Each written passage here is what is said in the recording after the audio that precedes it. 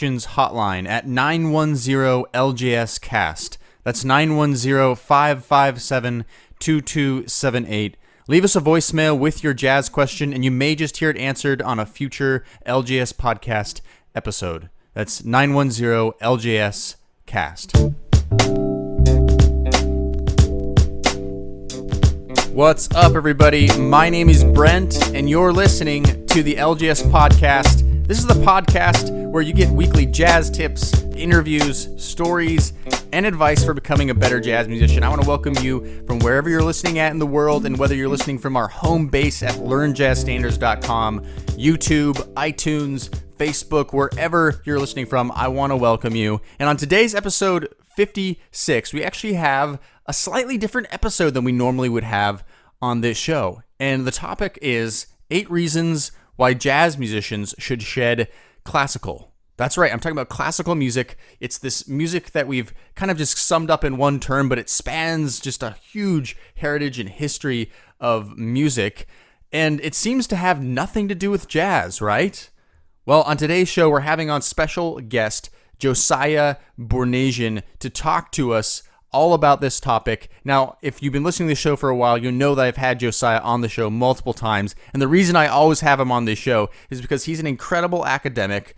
He's just a brilliant musician, and he always has something incredibly valuable to share with us. And so I'm really excited to have him back on. I'm going to keep having him on the show just because he's an awesome guest every single time. Learn so much. And I know nothing about classical music. I like listening to it, but I'm not really big into studying classical music. And so actually today's episode was a really great episode for me. I learned so much today from Josiah. You know, I'm just a student like all of you. I'm a student of this music, always constantly trying to learn. So it's always good to get other people's minds and thoughts into the show. And so I'm so glad to have him today. But before we move on to today's show, I just want to say, if you want to give back to this show, if you've been listening for a while, you want to give back, go to iTunes, leave us a rating and a review. That just really helps other people find this show, and it's a great way to give back. Only takes about a couple minutes of your time. So go to iTunes and help us out. Now, we're super excited here at Learn Jazz Standards because I've been talking to you about our new ebook that we're coming out with in April. That's this month, called Zero to Improv. I've been talking about it the last several weeks because we're so excited. It's coming out. It's an ebook that helps you become a great jazz improviser from the ground up. We try to leave no stone unturned. I mean, this is an exciting book, guys. We've had some people testing this book, and they're like, wow, this is awesome. I can't wait for this to come out. I can't wait to share it with all of you. So if you want to get on the know of when Zero to Improv, our new ebook, is coming out, I'm not going to tell you the exact date it's coming out. It's going to be a secret of when it's going to be released. You're going to have to sign up for our newsletter. That's at learnjazzstandards.com/newsletter. You'll get in the know. I will announce the release on this show when it happens this month.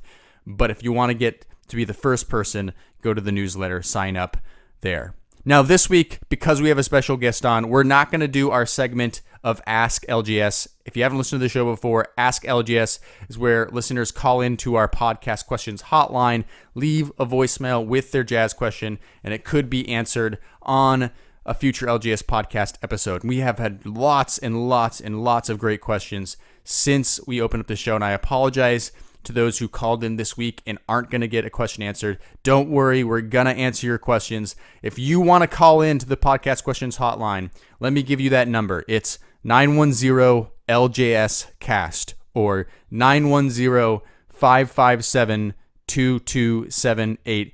Give us a call. We want to hear your question. There's no bad question. It could be helping somebody else on this show, and that's what this is all about. We're a jazz community, and we want to help each other learn. Okay, so call the podcast questions hotline, 910-557-2278. Okay, let's get in with our interview with Josiah Bornasian.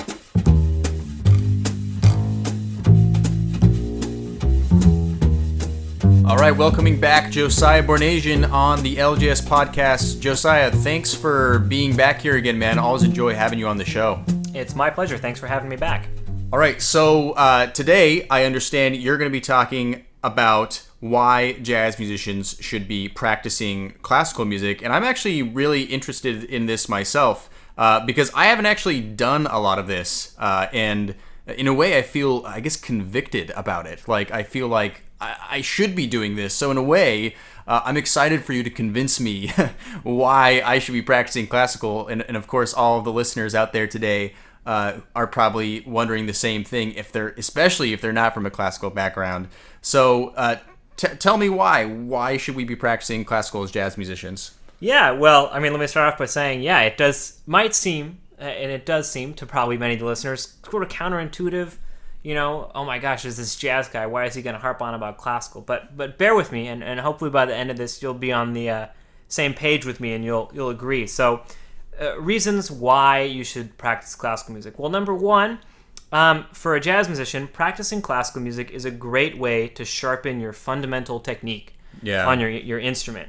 So, and in particular, what I recommend with practicing classical music, because it's really fun, it's challenging, and it kind of will add some variety to your practice routine, is to actually practice music that was not written for your instrument. Oh, yeah. So if you're, in my case, I'm a saxophone player. If you're a saxophone player, yes, there is a great body of saxophone literature out there, and actually I'm fortunate I've been able to contribute to that myself. I've got an etude book of sort of modern classical jazz influenced saxophone etudes that are actually available through the Learn Jazz Standards website. Yeah, and for the listeners out there, if you're not on the website, go to learnjazzstandards.com and then go to store in the top menu, and then you'll find that etudes book, 20 advanced 20 advanced etudes for solo saxophone, I think is the title. So yeah, I'm glad I was able to contribute to that literature. But so there is a great body of literature if you're a saxophone player that you can use to study classical and study saxophone from a classical perspective. But what's even, I think, more beneficial and more challenging and more fun and exciting is to try and play music that wasn't written for your instrument. So for me, I really like playing string music on saxophone. I like trying to play violin and cello music.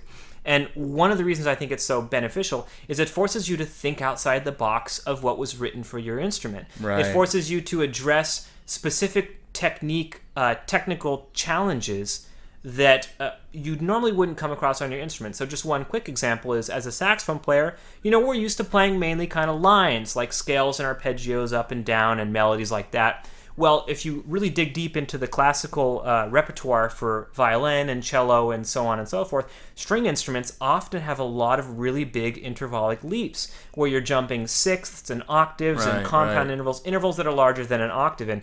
And so I practice a lot of string music on the saxophone because it helps me to address the challenge of really wide interval leaps, of playing melodies that jump across a wide range of the saxophone. So that's just one example of how studying music that's classical, that wasn't written for your instrument, can help you to address specific musical challenges that'll sharpen your technique and make you a better player. I know that's been my example when I have tried out some violin pieces and stuff like that. I realized really quickly, oh, this is a lot harder on my instrument, the guitar, than I realized. So that makes a lot of sense to me. Yeah. So that's number one. Practice classical because it will sharpen your technique. Number two, practicing classical music will make you a better improviser. What do you mean, a better improviser? Well, okay, so how's classical music going to teach me to improvise better? Again, you might think it's counterintuitive because the vast majority of classical music is pretty much all written out. And as we all know, as jazz musicians, we don't really play a lot of written out material. The vast majority of what we do is improvising. Well, but first, it's important to note that a lot of the jazz harmonies and melodies and the forms or structures of jazz music were influenced by or derived from classical music. So things like tonal harmony, like 2-5-1 progressions, 5-1 progressions. That whole concept of tonality really comes primarily from Western classical music. So by studying classical music, you're really studying harmonic structures and melodic content that you could directly apply to your jazz playing. So in other words, you're studying vocabulary that, although it's not directly jazz vocabulary per se, you could adapt it into jazz vocabulary. Right. So, and also, just any time that you play or study or listen to music, that feeds your general sort of creativity as an artist. So by studying classical music, you can improve your improvisation that way by having just more vocabulary to use. So. Sure. Okay, so moving on. Number 3, another great reason to practice classical music is it can really improve your sight reading. So if you're playing gigs, or even if you're not, and you're just doing sessions on a regular basis, there's a good chance that you're probably going to have to do some sight reading on occasion, whether it's sight reading some original music, or maybe sight reading a tune from a fake book that you don't know already. Well, practicing classical music can really help your sight reading because, there's such a huge body of work out there. You could really just play, etude after etude or sonata after sonata and never really run out of new music to practice. And so that's an important thing for practicing sight reading, is always having new material to read, to just get your eyes moving across the page and your fingers moving as you cut your way through a new piece. So. Now on that note, is there a particular, let's say people aren't used to doing this or not used to practicing classical music, is there some pieces that you would suggest to start out with? Yeah, I mean, there are a lot of really great resources. So in general, I would start with etude books for your instrument. So you could just do an internet search of whatever your instrument is and type in classical etudes for, and fill in the blank. There's a lot of great historical resources. Personally, I'm a big fan of Niccolo Paganini's Violin Caprices. I do a lot of Brahms. I look at scores and pull out stuff from Brahms music. Johann Sebastian Bach, of course, a great classical composer. His cello suites are a really good starting place, and a lot of people will be familiar with the music even if you don't listen to a lot of classical. And Bach's keyboard music.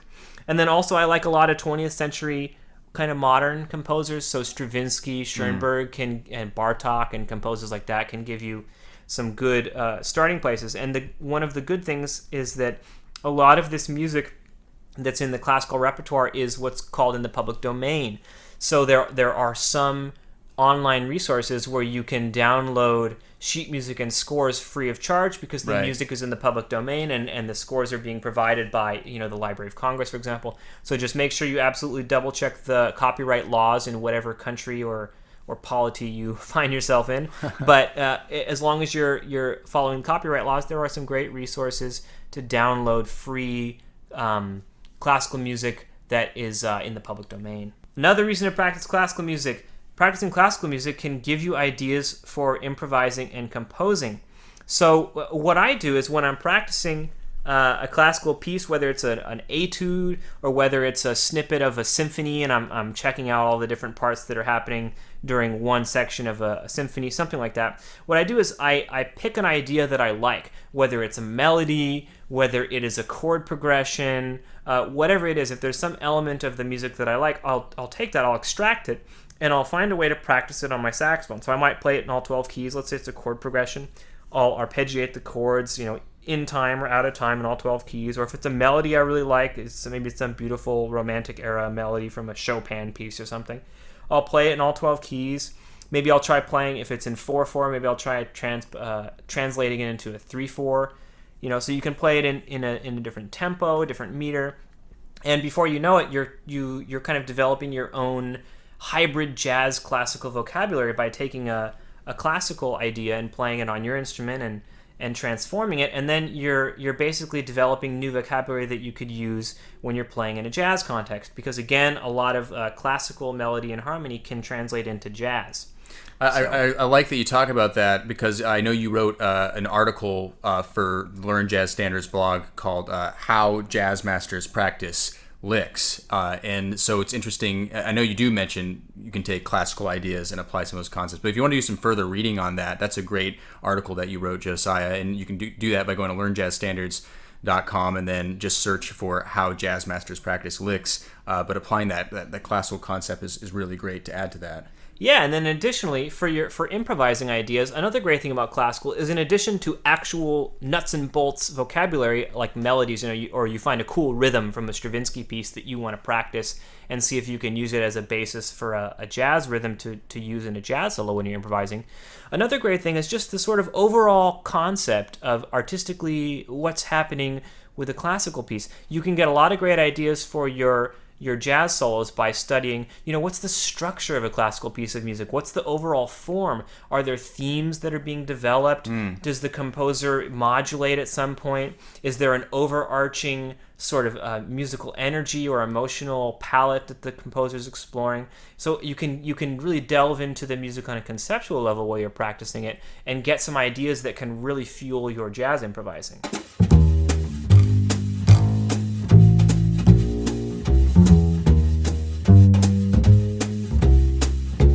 Hey everybody, just taking a quick break from today's show to talk to you about our e-course, 30 Days to Better Jazz Playing. I get emails almost every day from jazz musicians asking the questions, what do I practice and how do I practice? They know where they want to be in their jazz playing, they know how they want to sound, they're just not exactly sure how to get there. And that's why me and the LJS team have created our new e-course, 30 Days to Better Jazz Playing.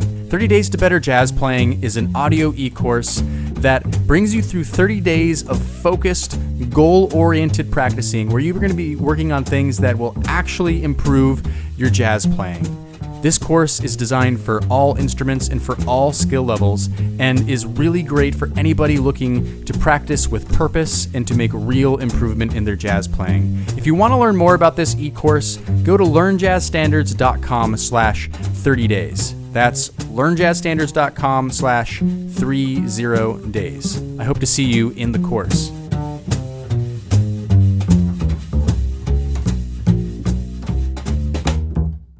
All right, another great reason to practice classical music if you are a jazz musician is that it will make you more versatile musically. This is super important. It doesn't matter whether you're a seasoned professional or whether you're just a hobbyist. We all want to be able to play a wide variety of music. It's more fun. You get more gigs. You're more likely to get called to play for a gig or for a jam session or a recording session if you're really versatile.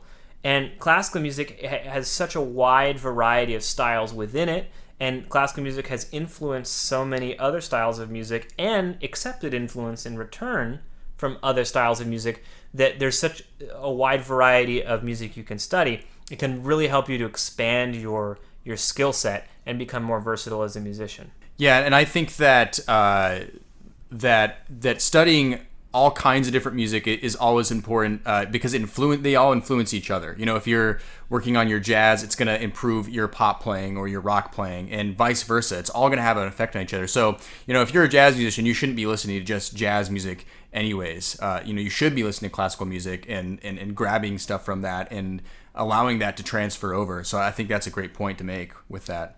Another a big one is, practicing classical music can add variety to your practice routine. So this is huge. I think it's a pretty common experience that, we can get sort of stuck in a rut. We're practicing, we're doing, working on our sound, we're working on tunes, we're working on playing things in all 12 keys. Maybe you're working on odd time signatures. We can kind of get stuck in a rut with our practice routine. Well, by throwing some classical music into the mix, you can really spice up your practice routine and give yourself a great opportunity to generate variety, which can help you stay interested and stay inspired while you're practicing. All right, another great reason to practice classical music, which you've already touched on a little bit, is that classical music, whether you're listening to it or practicing it or analyzing it or some combination of those things, it can really give you some great musical inspiration from outside of a jazz context. Yeah. I love jazz. I've devoted, a huge part of my life to studying and performing this music. But I think a lot of you will feel the same way, that sometimes we can get sort of stuck in a jazz bubble. And one of the ways to break out of that and to add variety and open up opportunities for creativity and innovation in the music is to explore other styles of music and how they can intersect with jazz, and how you could take a style of music that's not jazz per se and maybe import it into the jazz world and allow it to influence your jazz playing, and vice versa. So classical music could really, really become a great influence and can give you some ideas on how to sort of break out of the status quo in terms of your improvising and your composing.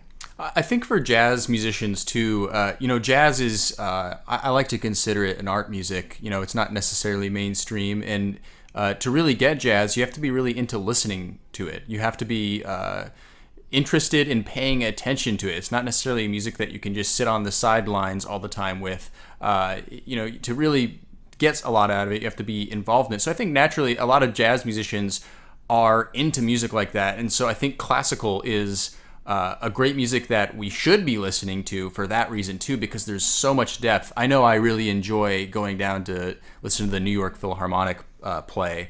And I always get so much out of those experiences musically. I mean, both on an emotional level, but then just on an intellectual level of thinking about the music. And I think you touched a bit on that earlier, how it develops.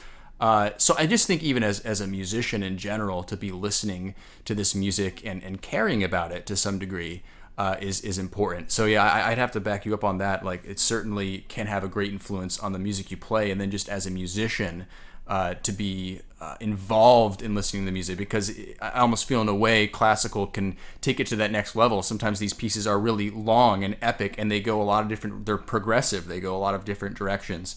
And then of course you get deeper into it, from what time period was this piece written, that's a whole nother thing too, of an area of involvement in your listening to look out for things. Yeah, you brought up a really good point that there is an important parallel between classical and jazz in that, in general, they're both styles of music that require a deep, attentive level of listening. And so by engaging on a really focused level of investment while you're listening to classical, and practicing classical can translate over into jazz and vice versa. And there's definitely a huge classical tradition, and even just taking a little bit of time, just like with jazz, if you just learn a little bit about the different style periods of jazz, it can greatly enrich your experience of playing and listening to jazz. Same thing with classical music. You can learn a little bit about what was medieval music like, what is Renaissance music like, Baroque, classical era, the Romantic era, and then on into the so-called modernist 20th century styles. There's a huge wealth of music out there with so much variety. So you might find that one sort of style period might not be your cup of tea, but you can find other style periods that will probably resonate with you. Okay, so I'm looking at your notes, and I'm really interested in this last point you're about to make. It's part of the jazz tradition. Yeah, I mean, for those of you who study a jazz history in depth, this will come as no surprise. But if you haven't heard before, actually studying classical music is a huge part of the jazz tradition. There is a really rich tradition of jazz musicians who were way deep into classical, studied classical, practiced classical. And I'm not even talking about in the 1950s and 60s, which I'm sure many of you know, there was a self-conscious effort on the behalf of many composers to blend classical and jazz. You can think about Gil Evans' collaborations with Miles Davis. You can think about Claude Thornhill. You can think about Duke Ellington and his jazz treatments of classical pieces, like his arrangement of Tchaikovsky's Nutcracker Suite.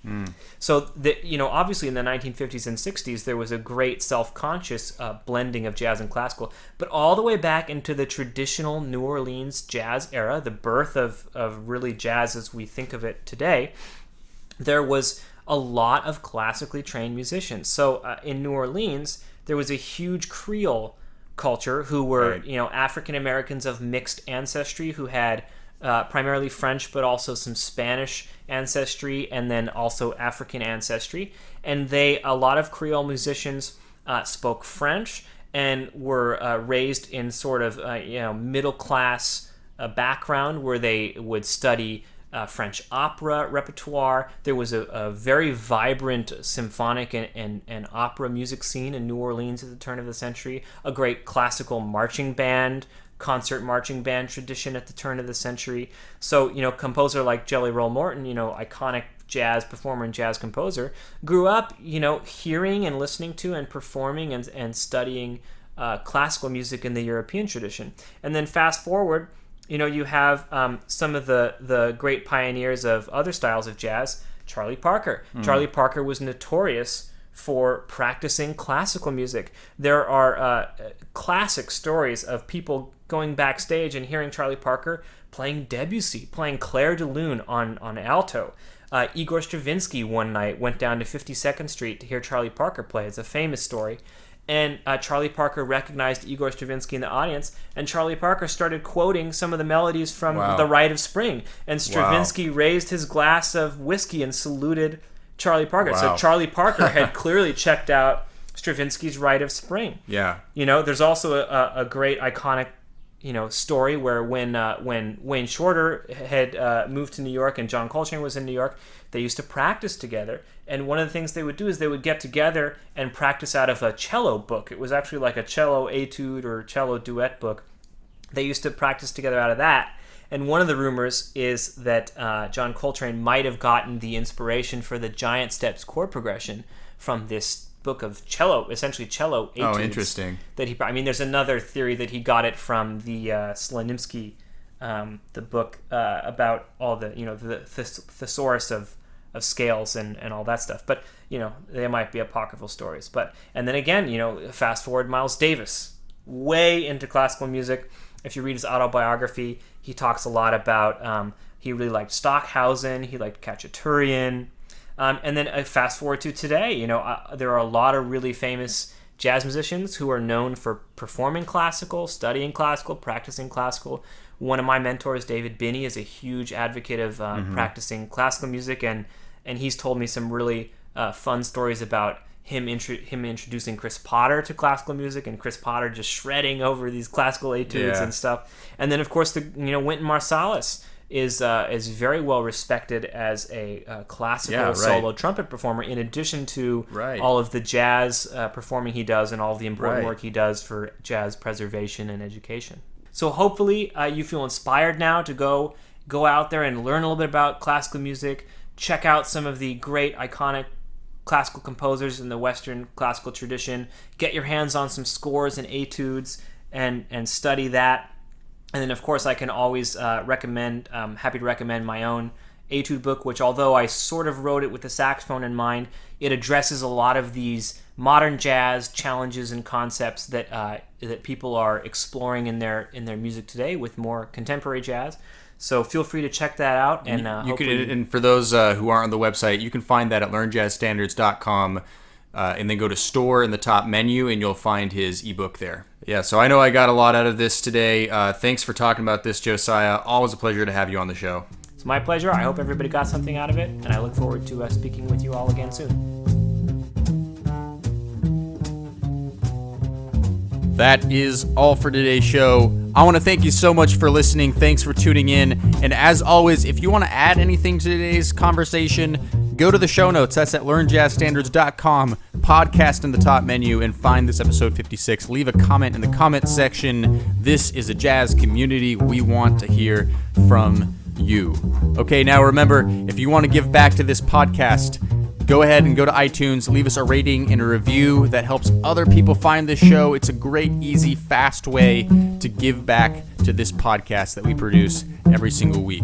Now, remember, our new ebook, Zero to Improv, is coming out this month, April 2017. If you're listening from the future, it may already be out. But if you want to know exactly when it's going to be out, sign up for our newsletter, learnjazzstandards.com/newsletter, or of course, keep listening to this show. We will announce it when it is out. Very excited for this book. It's going to be killer. All right, now, next week, we are going to be coming out with episode 57 of the LJS podcast. I'm looking forward to seeing you back then.